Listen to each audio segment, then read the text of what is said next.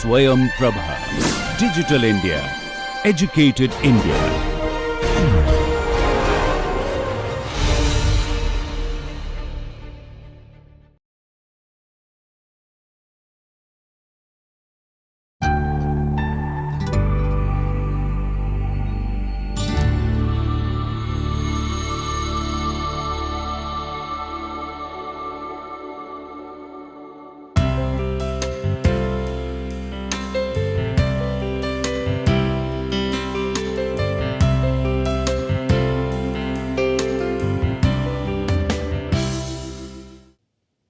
Hi everyone, welcome to lecture number 24, the third lecture on human capital. In our last lecture, we discussed about how a person should choose the level of schooling that maximizes the present value of earnings through wage schooling lucas. We have seen that what should be the stopping rule, where the individual should stop, how many years of schooling he should acquire. That is completely guided by the marginal rate of return equals to the rate of discount. In this lecture, we will discuss about the difference in earnings which may occur in the labor market because of difference in discount rate and a difference in ability. So, because of the difference in the discount rate or difference in ability, the individuals how many years they should choose to have in school, it may differ. So, based on that, when they enter into the labor market, obviously their earnings are going to be different. So, we will discuss about how this happens when the workers enter into the labor market with some discount rate, different discount rate and with difference in ability, which may lead to some difference in the earnings, which is because of the differences in the attainment in the schooling or the attainment of educational level. So, the schooling model tells us how a particular worker decides that how much of schooling to acquire, and as a result also tells us that where a worker plays in the income distribution in the post school period. So, workers who get more schooling earn definitely more, although they give up some values for that, but more year of schooling they earn more. However, this model isolates two factors as we discussed in our last lecture that may lead to different workers to obtain different level of schooling and hence to have different earnings in the labor market. So, workers either have different rates of discount or face different marginal rate of returns schedule. So, either they are different, they have different rate of discount or they have different difference in ability. So, while examining this schooling and earning in the context of workers with different rate of discount, we are essentially delving into the economic concept of time preference.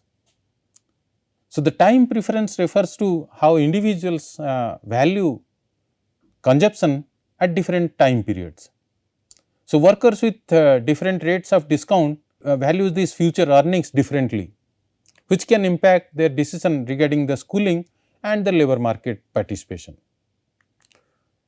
So, let me discuss more how this concept different discount rates can influence the schooling and earnings.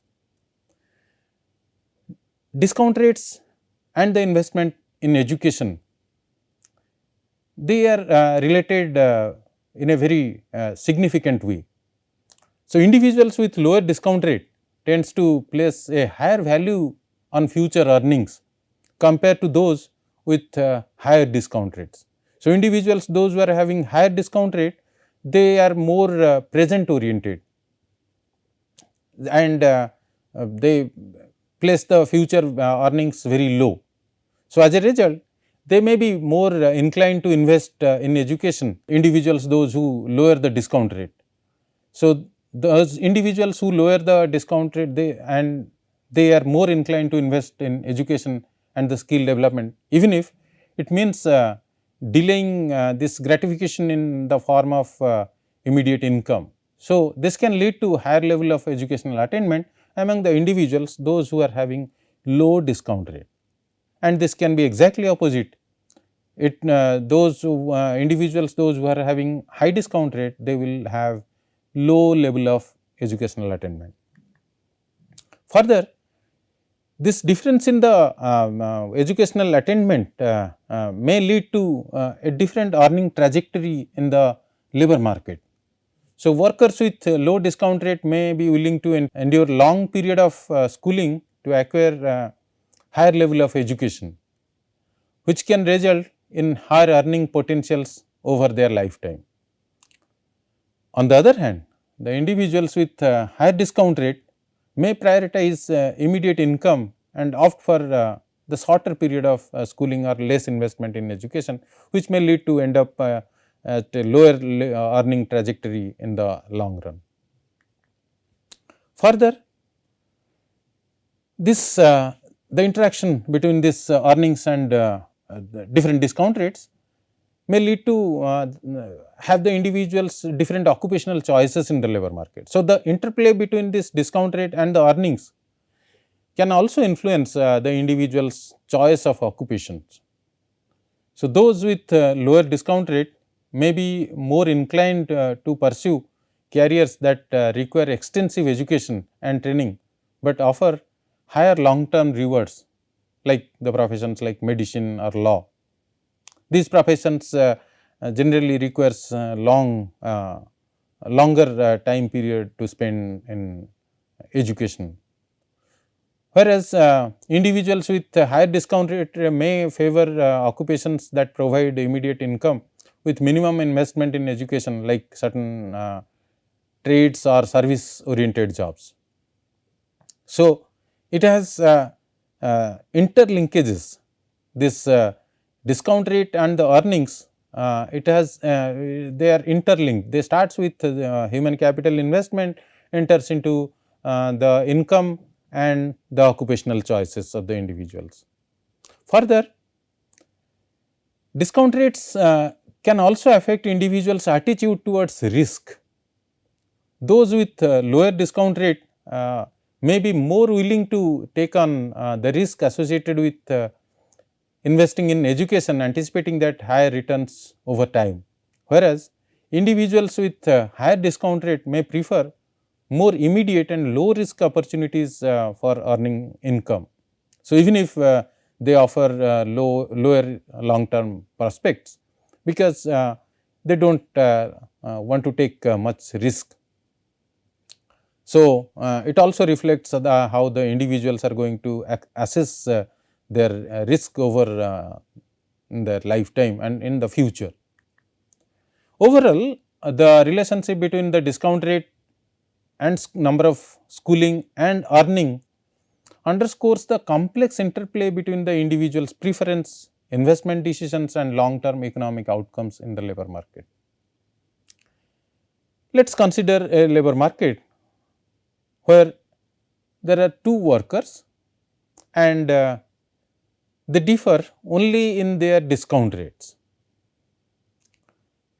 Now, to understand how the difference in the discount rate can bring difference in the attainment of schooling and earnings, here we have considered that let us say there are only two workers in the labor market, worker A and worker B.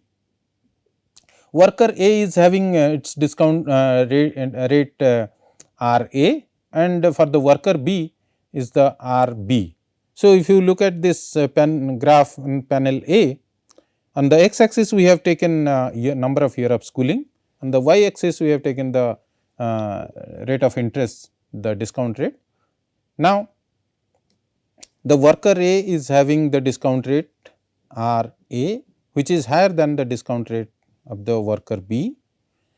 However, both workers they are having same marginal rate of return, because they follow the same wage schooling locus. So, in the panel B we have taken the year of schooling and the wage rate on the y axis. Panel B talks about the relationship between the earnings and the year of schooling through wage schooling Lucas. Panel A talks about the discount rates and the year of schooling. So, they are having the same marginal rate of return. Therefore, if you can see, worker A who is having the discount rate at RA is going to have 11 year of schooling, whereas the worker B who is having the low discount rate is going to have 12 year of schooling. As a result, with this 11 year of schooling, the worker B enters into the labor market and gets the wage rate at point P. So, he is getting the wage rate which is W drop, and the person who is having the lower discount rate RB, he is going to having one more year of schooling. He is entering into the labor market with 12 year of schooling, and he enters into the labor market and gets the wage rate WHS. So, having an high school, completing his high school education, the worker B is going to get the wage rate WHS, whereas the worker A, the individual person A is going to get the wage rate W drop, having only 11 year of schooling. So, the wage gap between the individual A and B, let us estimate the rate of return to the 12th grade. So, the difference between the wage rate between A and B, it is the percentage change in the earnings that a worker would experience in going from 11th grade to 12th grade. So, therefore, estimates of this returns to schooling play a crucial role in many discussion of these public policies. Consider for example, the impact of a proposed law requiring all students to complete their high school education. So, if this law is going to be there that everyone has to complete 12 year of education, then by how much would the proposed policy increase the earnings of workers who are now high school dropouts? How it is going to happen? So, in effect, this policy is going to inject the individual A with one more year of schooling, who was having a high discount rate, he dropped at 11 year of schooling. Now, because the policy is there that everyone has to go for 12 year of schooling, this injects the individual with one more year of schooling. So, the wage schooling Lucas in the figure shows that a high school graduate earns WH dollars.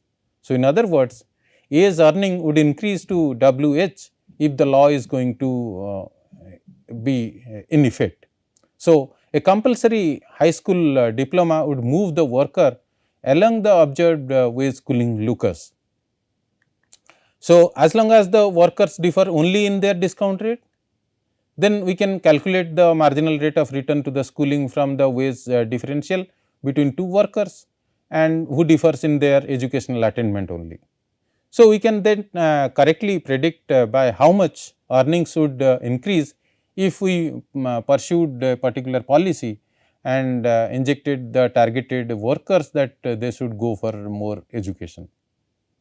So, in that case we can have certain policy goals in which can increase the wage of the dropout workers in the labor market. Now, what happens when there is a difference in the ability? Here we talked about if there is a difference in the discount rate, and with that if the workers are not able to attend educational attainment or they cannot complete 12 year of education, there is some dropout, and you bring a law which can increase the attainment, educational attainment of the workers, and it is a compulsory that they should go for 12 years of education, then in that case you can increase the earnings of the workers in the labor market. But what happens when there is a difference in the ability? So, difference in ability among workers can significantly influence the relationship between schooling and earnings. It has significant impact on educational attainment. So, workers with higher ability, higher level of ability often find it easier to excel academically. So, they may grasp concepts more quickly, or they perform better in the exam, and the overall achieve higher level of educational attainment. So, as a result, they may be more likely to pursue and complete the advanced degree or specialized training, which can lead to higher earnings potential in the labor market. Further, the workers with higher ability typically command higher wages in the labor market due to their greater productivity and skill set. Because of the ability, they have already attended a decent amount of educational attainment, or they have gone for a higher educational attainment, may lead to some higher level of productivity and skill sets with them. So, they may qualify for more lucrative positions, or be able to negotiate higher salaries with the employer. Whereas, workers with the lower ability may face challenges in securing high paying jobs and may be limited to low skilled or low paying positions in the labor market. So, difference in ability have significant impact on earning disparities in the labor market.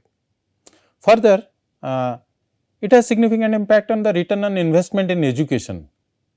So, for workers with higher ability, investing in education often yields a higher return on investment.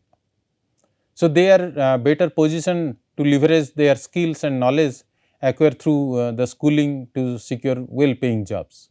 Whereas, workers with lower ability may face diminishing return on their educational investment, particularly if they struggle to keep pace with the coursework, or if their skills are less in demand in the labor market.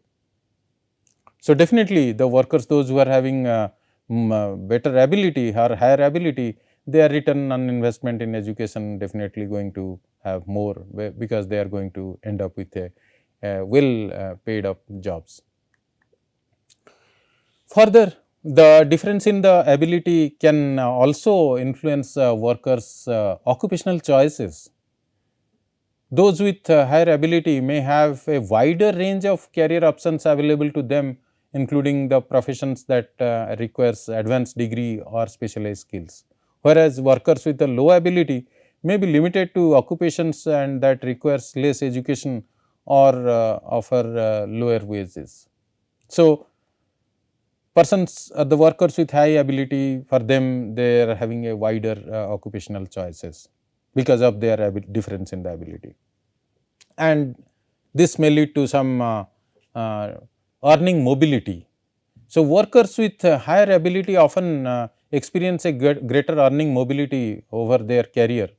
So, they may have more opportunities for the advancement, promotion and salary increases, whereas the workers with lower abilities may face barriers to upward mobility in the labor market, or may experience some stagnant or slow wage growth over the time period.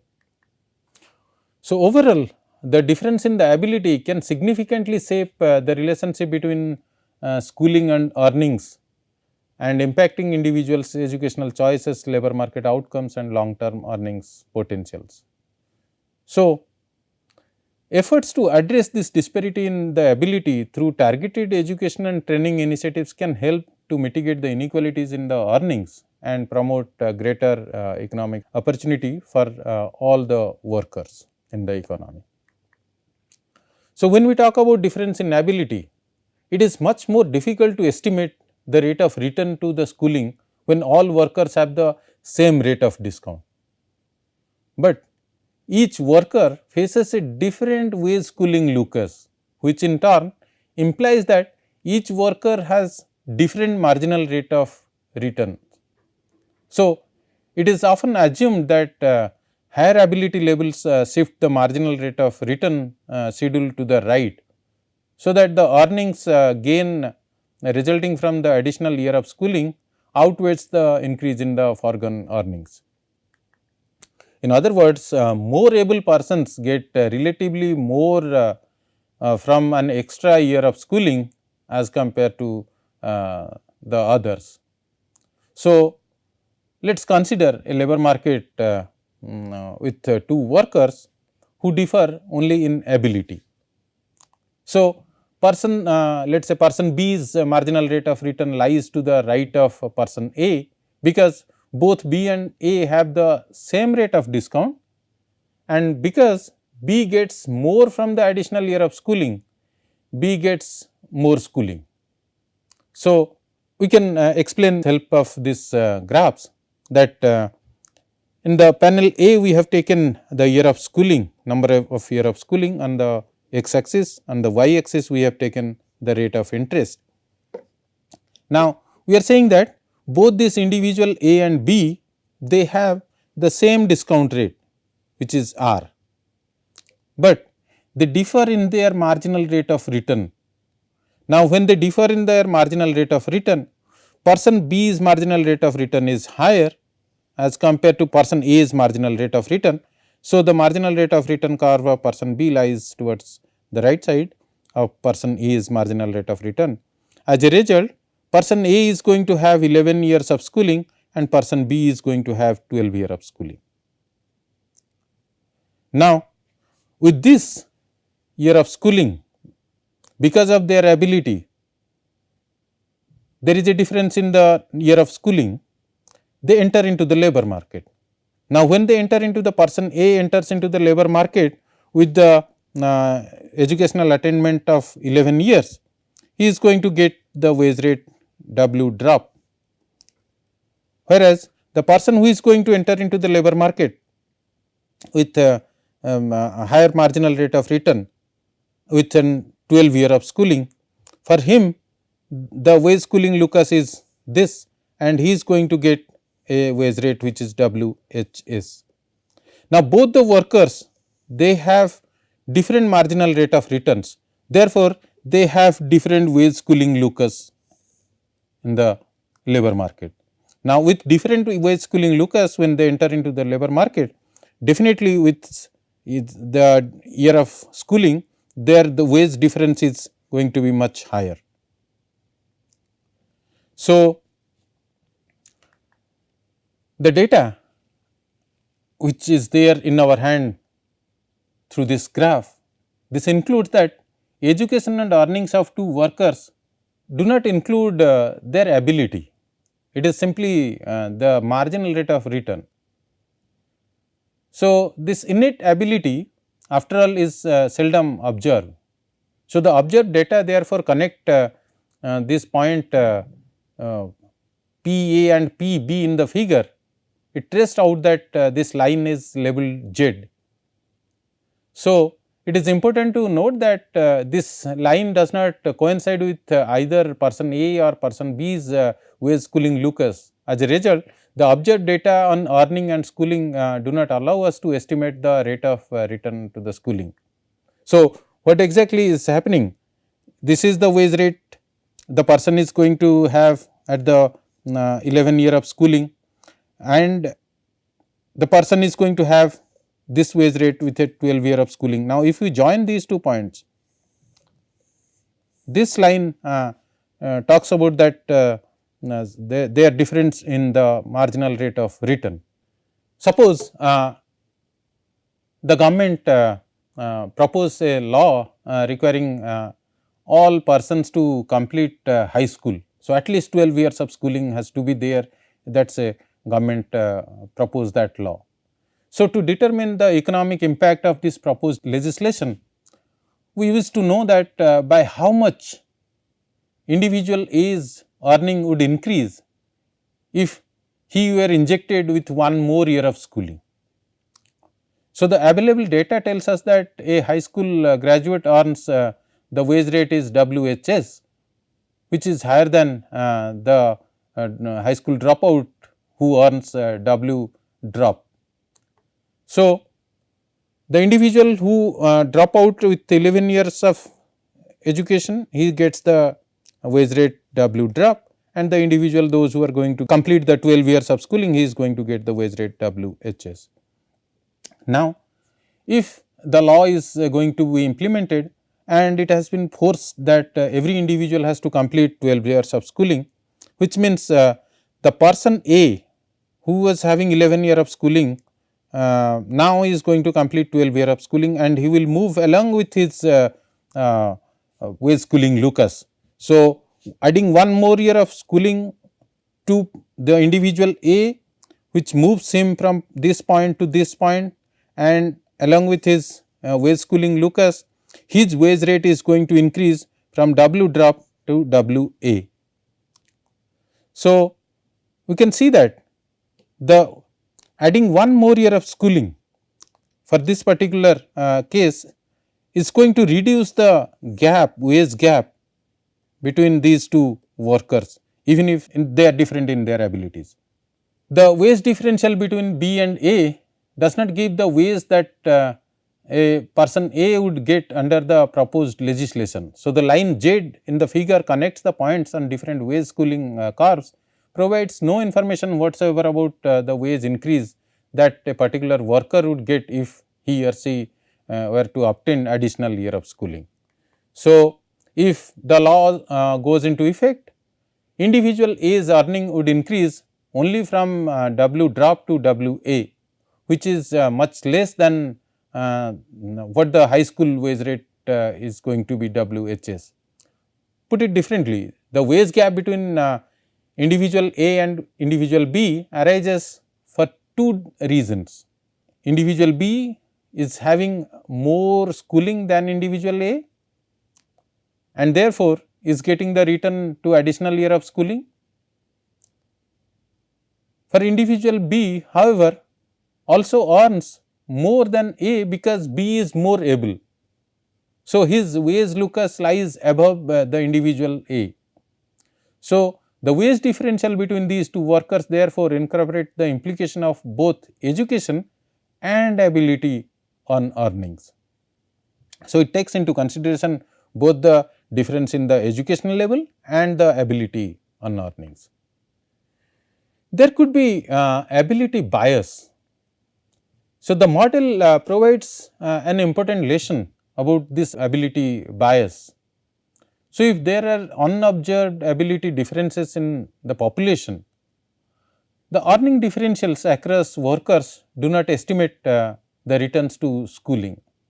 So, the correlation between schooling and earning across the worker is contaminated by the ability differential, and hence does not provide an answer to the question that initially motivated our analysis, that by how much would the earning of a particular worker increase if he were to obtain one more year of schooling.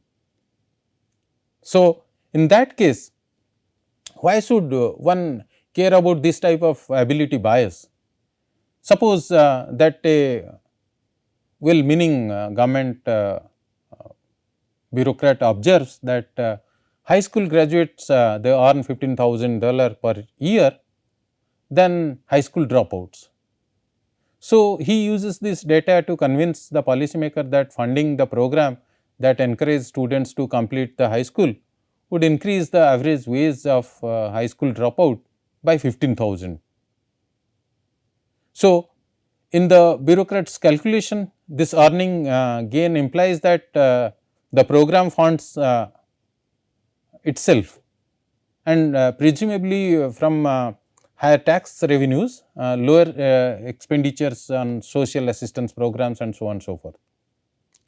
So, we know that the bureaucrat's argument is there is a flaw in that argument.